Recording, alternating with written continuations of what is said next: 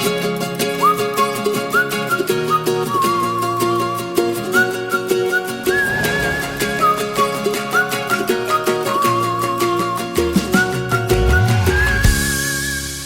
everybody, it's Jo Parra, founder of the Ladies Working Dog Group. Are you feeling stuck with your Gundog training? Trust me, you're not alone, and that's exactly why you need to be here. Every week, we're bringing you the best tips and hacks to make training your Gundog easy peasy. We'll keep it straightforward, no fuss, just actionable guidance that you can put straight to use. So let's get started. Hello and welcome to another episode of Found It, Fetched It.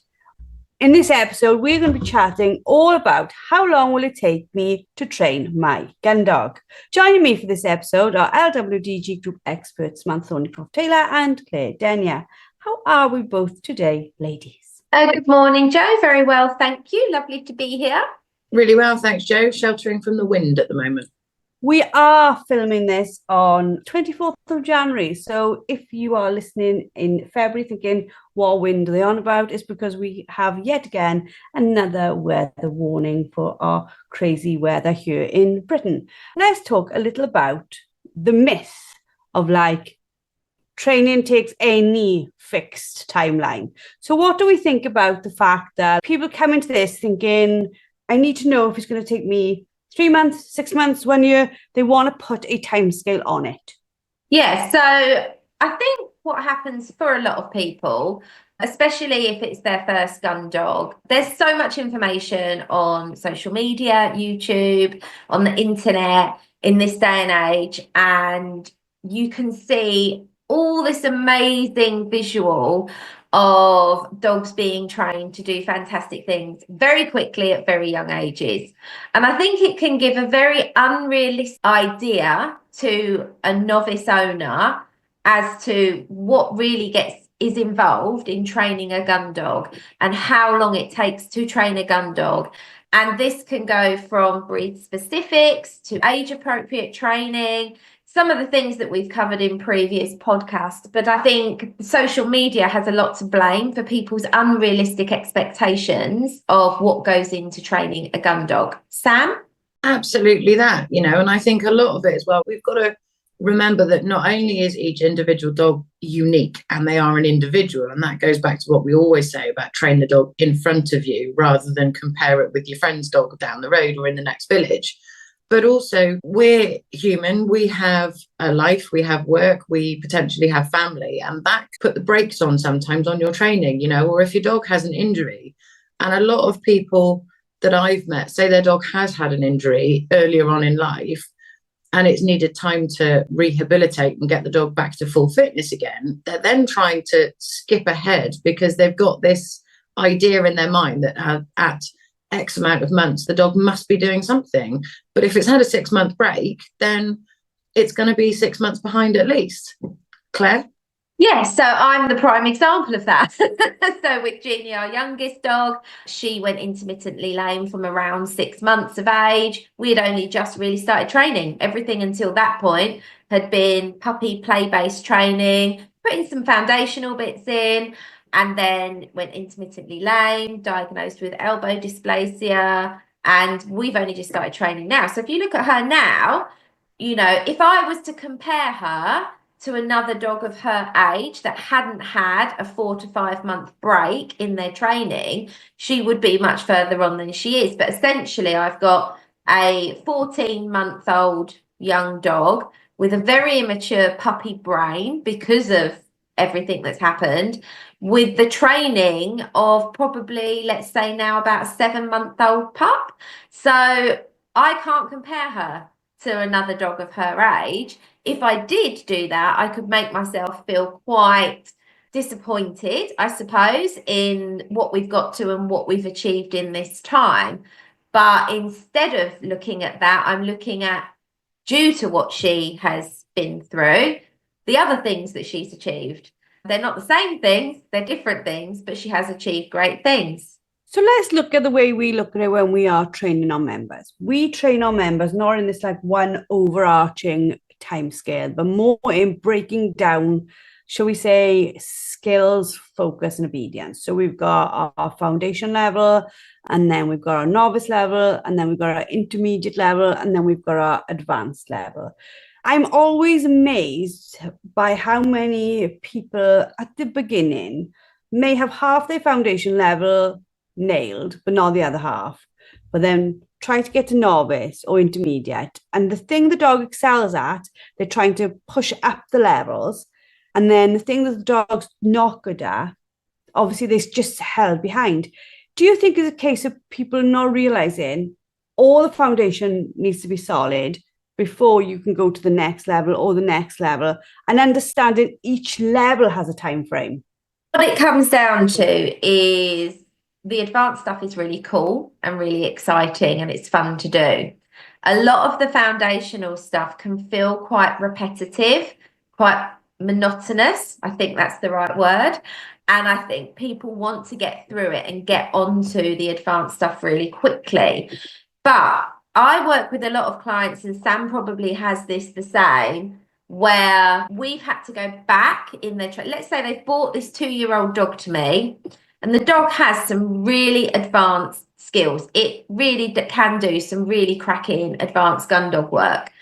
But there are lots of issues at the foundation level which create some form of, I'm going to call it leaking in the advanced stuff, because the dog can't cope with some of the advanced stuff because the foundations weren't solid.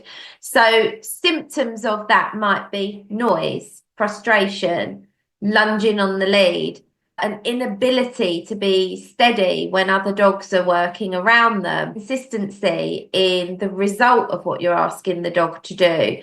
Those symptoms are telling you that something at that more foundational or novice level wasn't solid before you move the dog into the next level. So the dog can do that skill, but the minute you ask it to do something more foundational, things start to crumble and fall apart. And I think, so there are so many elements to each level that need time, and some dogs will breeze through certain elements of a foundation level. So it might breeze through learning the retrieve, but it might struggle with steadiness. And then the flip side of that, some dogs might do really well with steadiness and heel work and really struggle with the return of a retrieve. But because the dog's got 80% of the foundation level nailed, the owner believes they can now move on to the next level. But because 20% is not solid, you're going to get at some point some fallout from that later on. Sam? Yeah, and I think also it sort of comes down to repetition and returning to the foundations throughout your training. And I was talking to someone about this the other day, and I said, if you think about it from a human point of view, we teach children the alphabet, we teach them to form letters and to write words, and their skill set in being able to write and the length of the word they use and the adjectives they put in is forever increasing. And as humans, we never then go, okay, you've reached the age of 21, so now what you need to do is go back and relearn the alphabet again. Dogs aren't human, and they do have to consistently return to those foundations and have them reminded and repeated and reinforced, just to make sure that those foundation levels are wholly cemented and thoroughly concreted in place, so that when we are then moving up through the rest of the levels, we can progress them knowing that the footing is there and it's not going to crumble, and we're not going to get this leakage that Claire said about. When we talk to some of the best trialers, they tell us they spend loads and loads and loads of their times doing the basics.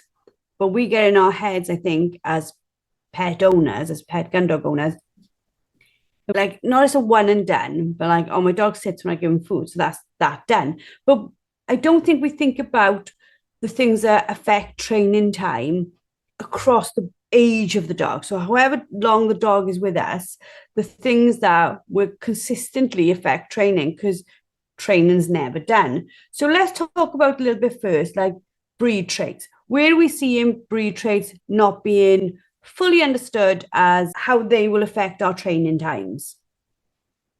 There is, dogs dogs of different breeds mature at different rates. That's the easiest one to think about. If you look at some of your HPR breeds, that type of breed, the long ranging breeds, mostly the ones that are designed to work at distance, they're the easiest ones to sort of pinpoint into their own group. They can easily take much, much longer than a Labrador to mature. So you've got to take your time, and you've really got to kind of nurture it out of them sometimes. And if you push them too fast, you can find that they really struggle to consistently make progress, and you do then have to sort of fall back and go right back to the beginning quite a lot of time, because their emotional state just isn't quite together. Is that a case then, when you've got a self-control of Spaniel, that self-control range, bubble, shall we say, is pretty much in front of you? So is it quicker to correct? The reinforcement, the learning, the lessons can be faster and sharper and neater. But do you think about these like long-ranging breeds? They must have to work so much on like steadiness and self-control, because pretty much most of their choices are made quite away from you. I aim to increase the distance gradually. So I still work on the same foundations. With a puppy that is HBR breed, I still need them to learn how to come back, learn how to turn on a whistle, learn how to retrieve, and learn how to sit and be steady. And I've always tried to build the distance up gradually, which gives me more of an ability to correct if I need to. But they are designed, everything about them says range, go far. So you almost have to make sure that you've got the foundations doubly set in place, because we know that they are going to be working at such a greater distance than your average Labrador or Spaniel. Yeah, I mean, the breed specific thing, it always has to be taken into consideration. Also, what has to be taken into consideration is what the handler or owner wants to do with that dog long term. I've got HPRs that train with me. The owners have got no inclination of doing tests and trials with their dogs. They want to do Gundog training for fun, to give some sort of outlet for the dog's natural behaviours. So they don't want their dogs to hunt as wide as a trialing person will want their HPR to hunt. They just don't want them to, because they would feel that wasn't safe for the environment that they walk the dog in, exercise the dog in, train the dog in. That wouldn't be safe. And so for me, so you get some people who will say, oh, you have to go to a specialist in that breed. You have to go to a spaniel specialist. You have to go to a HPR specialist. You have to go to a retriever specialist. To a degree, I understand those statements. If you are wanting to trial your dog, let's just say you are a very experienced handler and that is your goal. Your goal with that dog is, I'm going to trial. It's not a pet. I'm going to trial this dog. And I will be very honest to people and say, like, I've never trialed a HPR. I don't own a HPR. So clearly I've never trialed a HPR. I don't own a spaniel. So I've never trialed a spaniel. However, I've educated myself on what the requirements are, what happens, and what the dog's skill sets are they need to do that. And I'll say, I can get you from here to here, but then you might need to go see a specialist who trials to do that. They might have better ground for that than I've got. They might have better experience in what actually happens in that trial than I can give you. So I think it's always being honest and open, but very few people are wanting that, to be honest, that I work with. Most of the people that I work with, they're doing it for fun, or they're doing it because they enjoy it. They want to do some work in tests, dabble in it, but that's not the reason for the dog. The dog is first and foremost a pet. And I think you will get some trainers who haven't delved into breed traits, breed dispositions, haven't taken the time to research what happens at different breed competitions and how they work. But some trainers that have. And I think it's always then asking those questions, the owner or handler asking those questions of the trainer that they're going to be working with, but also the trainer being honest about their knowledge and their experience and how far they can take you. So breed specifics and breed traits affect the time and potentially what the ultimate goal is of the of the handler or owner of the dog. And I think also location is going to affect that. So around here where I am, there is not ideal HPR ground to find very easily. A spaniel is much, much easier. But that doesn't mean you can't train the skill sets and you can't train the dog to do the things you want it to do. So I think there's so many angles of looking at breed traits and breed specifics. But I think one of the other things that you have to consider is the owner's goals will change over time as well. The more the owner gets into the training, their goals may change. And then so it's having that ability to open that world up for that owner. No, definitely. And you've touched there about like owner's dedication. I look at my dogs and I know how much I put in daily or how much I put in weekly affects my output. And for people who are training a pup or have a young dog, they have to understand that that does have a big impact in the speed in which you can consolidate learning a new behavior. Absolutely, it does, and the living conditions of the dog as well, whether they're in the house, whether there are children running around, whether they're kennelled, whether they're taken out once, twice, 8 times a day. It all has this added impact on how long it's going to take to train. And, I guess the short answer really is how long is a piece of string, because there are so many variables from breed trait to consistency to foundations to personality to owner's personality. The list goes on and on and on. And there just is no one single way that anyone can say this must be done by this age. Personally, I have an unwritten rule that I won't take a dog on a shoot until it is at least 2 years old, because I don't believe that they are mentally and emotionally ready by that point. I think that 2 years is a good average to get the training that's needed in. But that, again, is largely based on me knowing my experience and knowing what I would look to be training, what skills I would look to the dog to be having before I move on to the next stage, etc., etc. So, I think the only timeline that I ever really put on a dog, like I say, is minimum 2 years old before it goes on a shoot. But I have had dogs that have been, I had a Labrador years ago that was exceedingly immature and he was 4 before he went on a shoot. So I don't know, there's just loads of variables. Claire? Done something there, Sam, and it is really, really important to remember this. And I'm with you. I have that same guideline for when is a dog going to be shoot ready. There are always exceptions to the rule. There are always the odd dog that is just mature from 6 months old and has a level head. And okay, you're still going to have to be very, very careful about growth plates, things like that. But for a certain type of small day, the dog might be ready for an experience, not a season shooting, but an experience. And then you get, like you said, the exceptions the other way of the dogs that are not ready until they're 4 or 5 years old because of whatever reason. But on top of that, let's just say, if we rewind a little bit and say, let's just say those foundations haven't been solid, but the dog has advanced skills. You might get someone look at that dog and say, that dog's ready to go on a shoot because it can do the advanced stuff. But they might not realise the dog doesn't have solid foundations.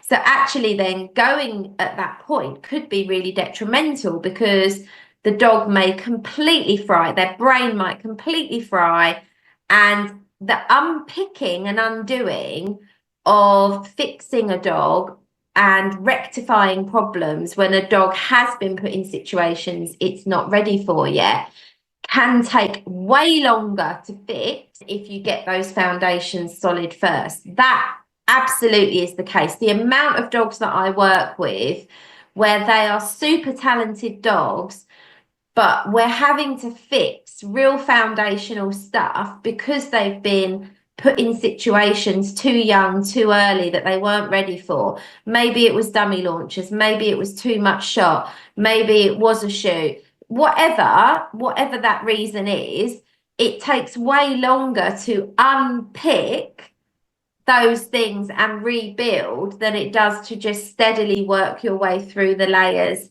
and get that. It also comes down to comparing, doesn't it? Because if you think about it, say now my dad was still alive and you went to watch him on a shoot, he might have 6 dogs behind him who are all 2+. And he might have 2 pups that are 6 months old. And those 6 months old have been training with those other dogs every single day of their lives. And they just sit steady with them because that's what they've always done. So you're new and you've got your 6-month-old dog. And you think, well, he's out with 2 6-month-old dogs.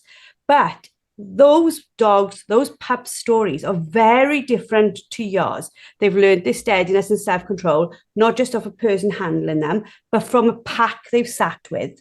They know the game because they look to all the dogs around them and gone, well, we just all sit. And don't get me wrong, they still get things wrong, but an experienced handler with a larger group is more capable, I think, of taking younger dogs because they might only be sitting out on a drive. They might go back in the truck. Another dog might come out for the next drive. You don't see like all these things going on. So if you're sitting there with one dog and judging compared on the dogs you're seeing out, you're never seeing the whole picture.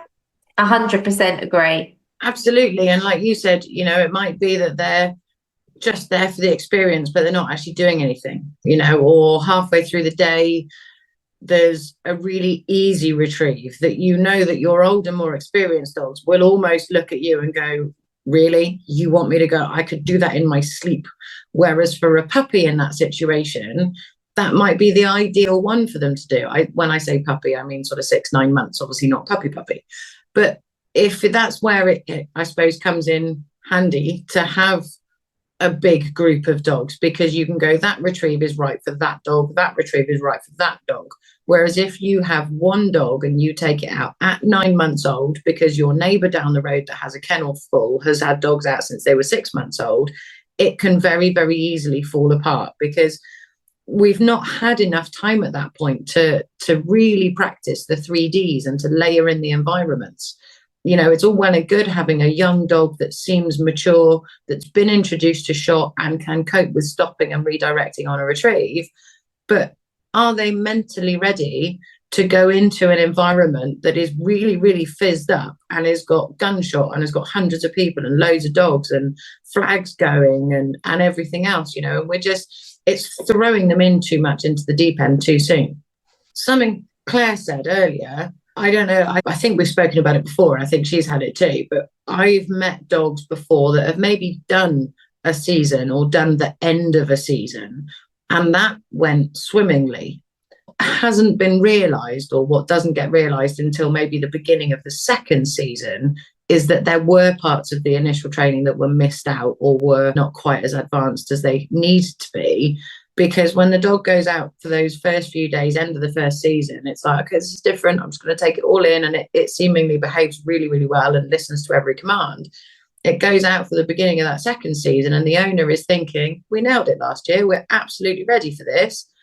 And then all of a sudden the wheels fall off because the dog gets there for its second season and it goes, wow, this was amazing last time. Forget all the commands. Don't need to listen to my owner. I know exactly what's expected. And then you've got a dog that is out of control and not coming back and picking up and dropping birds, or not coming back with a bird straight away, or it's sort of throwing one at your feet and legging it off for the next one because it thinks it knows its job, because actually the training failed to begin with. Claire? I think it is a saying that the dog will tend to go rogue on their second season. But what I see happen quite a lot is people do their first season, the dog has done really, really well, and they almost forget you are training through the spring and summer to prepare your dog for the next season. They get lack on the training in between seasons.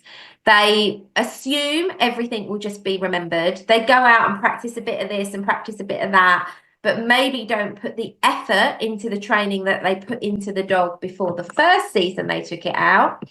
And they just assume the dog's now got it. But actually, what happens most of the time at some point during the second season, and it is for most dogs, the second season, the dog goes, thank you very much. You were a great taxi service. I know my job here. You are no longer required.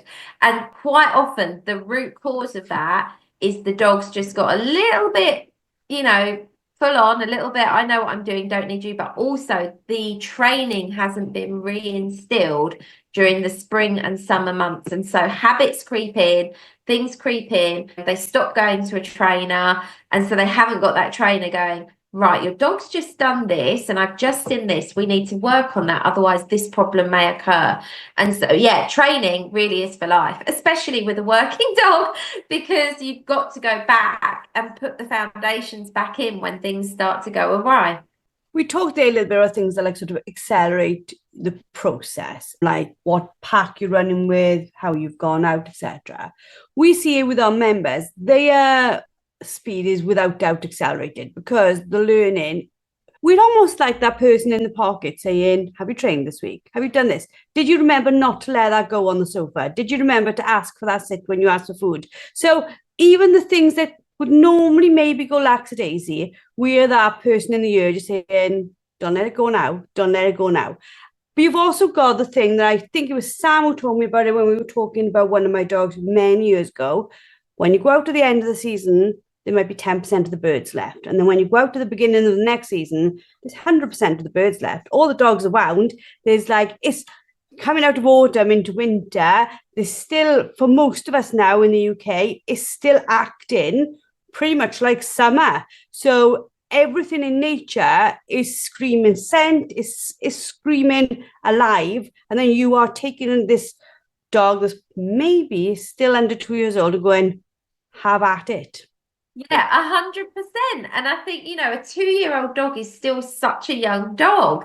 A 2-year-old dog, you know, it's not a puppy and it's not a baby, but it is a very young dog. And I think we just have to be mindful of that, you know, all the time. We have to be so mindful that we're not just expecting that just because Mr. or Mrs. very experienced trainer down the road with 6 kennel dogs can achieve this, you know, it doesn't mean everyone can achieve that.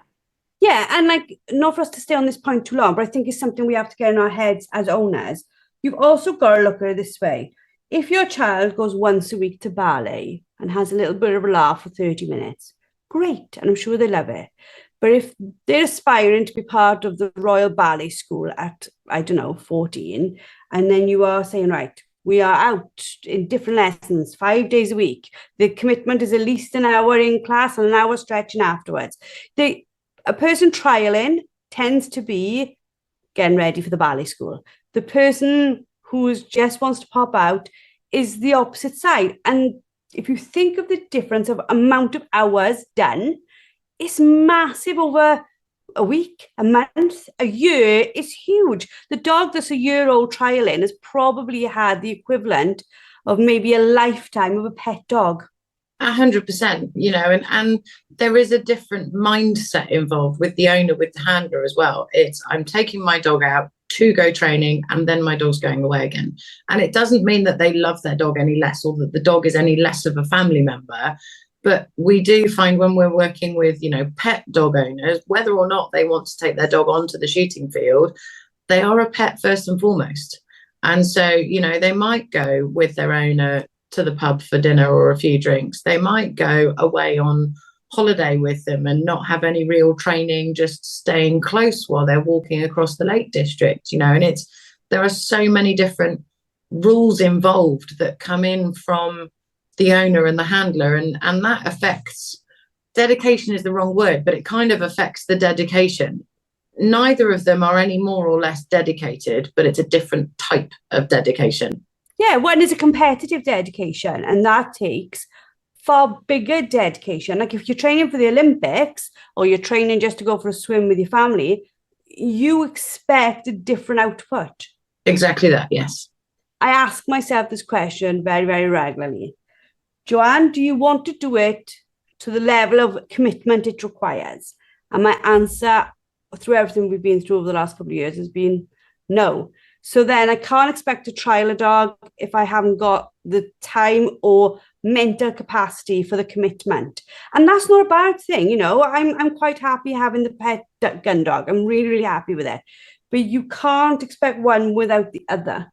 Yeah, 100%. And that's not to say you've got to train your dog 7 days a week. You know, that's not good for most dogs.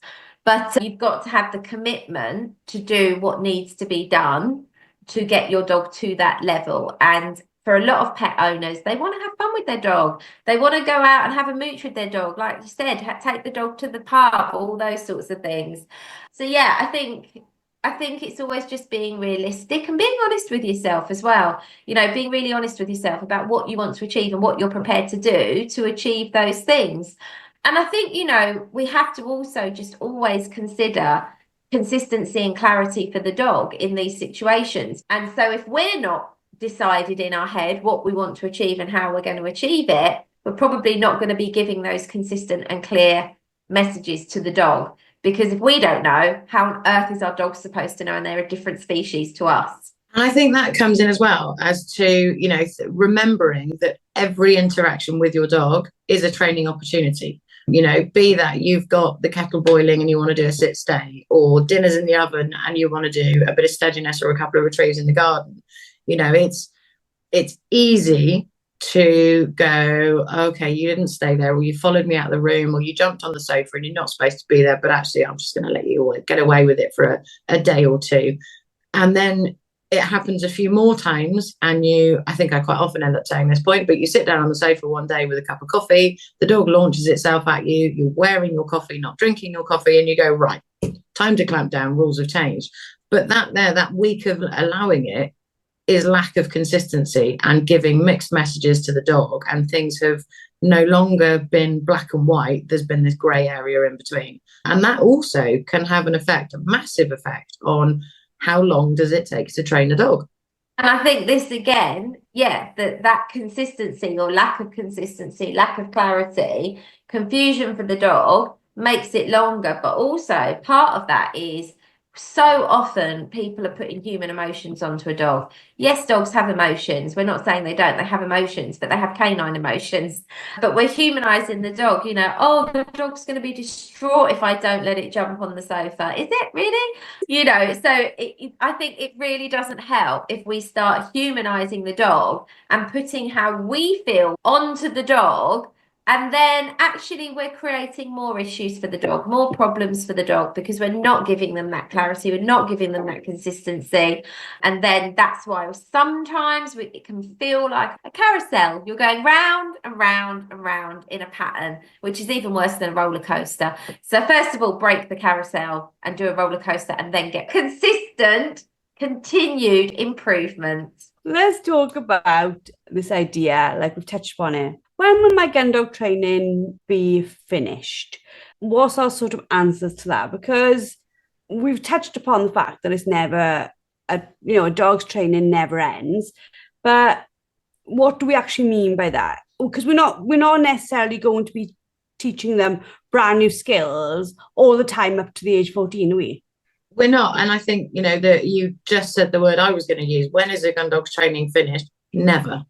Because there is always something that you can move on to or progress, and that might even just be the distance of a retrieve, or the distance that your stop whistle is absolutely pitch perfect at, that sort of thing. Yes, we get to a certain point in training if you can take your dog out with loads of distractions and it has good self-control. It doesn't obviously chase things. It will stop on the whistle and listen to commands when it's at distance, and it can cope with all the pressure and excitement of a shoot day. And also when it can, in parts, use its own head. And this is where I say, Gundog training is always very contradictory, because we spend the first 6 months, 2 years of a dog's life saying, don't go too far away from me, absolutely don't chase anything, and don't use your own head, listen to everything I tell you. And then we put them in a shoot field environment and we say, okay, now what I need you to do is go hundreds of yards away from me, chase the pricked bird. And if it goes through a fence or over a wall, you've got to use your own head to figure it out, because I'm not there with you. So I think when your dog is in a position that you can handle it, but also it will honestly use its own head to the better of everybody rather than just for the better of itself, then it is in a good position to say, if there is ever such a thing, it's fully trained. And I say that sort of in inverted commas. but there is still always things that you can go back and you can tweak and you can put a little bit more emphasis on, and keep it going and keep it progressing. Claire? I agree. And I think the way I kind of would look at that is, okay, so you might get your dog to the level that you had aspired to get your dog to, whether that be a working test level or a shoot day level or just a high level of obedience out in the park level, whatever that goal was. Once you achieve that, there has to be a level of maintenance training to maintain it. Otherwise, it will start to whittle away. And so I think, again, that's where I say to people, like, just because you've achieved that and got there doesn't mean your training is done. There is a level of commitment of training to maintain what you've achieved, because otherwise bad habits just start to creep in, and before you know it, your good solid recall is not so good and solid.